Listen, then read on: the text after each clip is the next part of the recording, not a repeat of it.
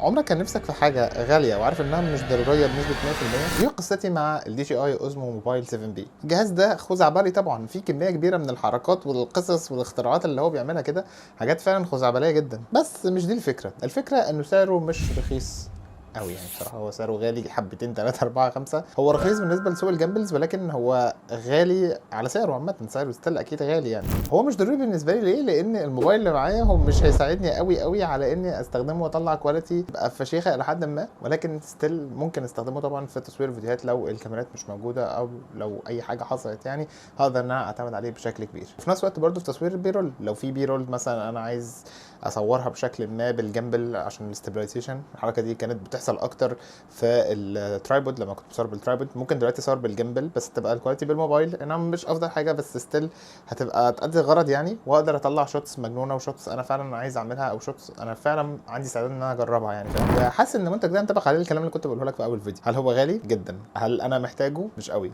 هشتريه؟ لو بتحب النوع ده من المحتوى اعمل لايك الفيديو ده وما تنساش تعمل فولو، واشوفك الفيديو الجاي ان شاء الله. السلام عليكم.